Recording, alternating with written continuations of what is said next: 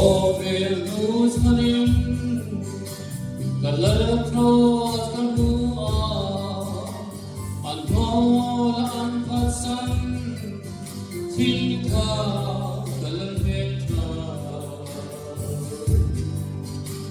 adena kawan azuna kawae kaon rintuan kasandang tugia wala tenin mawagsi maila tornako tungatua kalalbia sa kapu kalalpaan sawa ay silaw amal sa na andon nuin ang pagsanti at siyang ituaw siya rosa kebedro kaong rintang kasandang tugiala Tornado tenin mangangsi maila Tornakos kumatua kalalbet makabu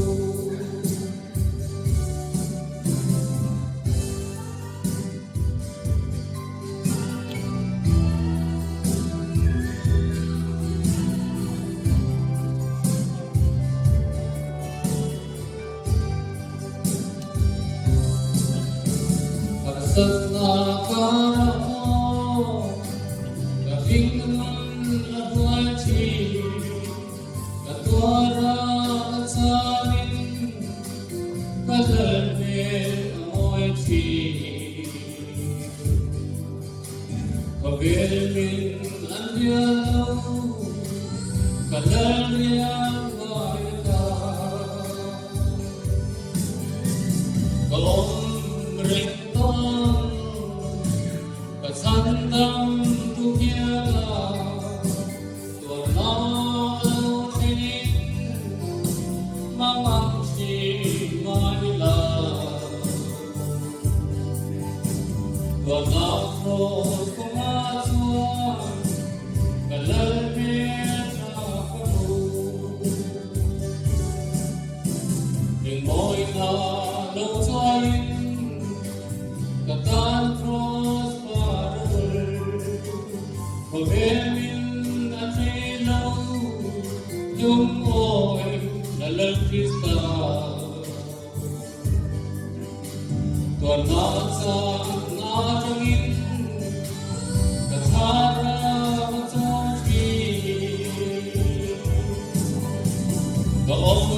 merintang katandang tugiana Tuwanan mangangsi maila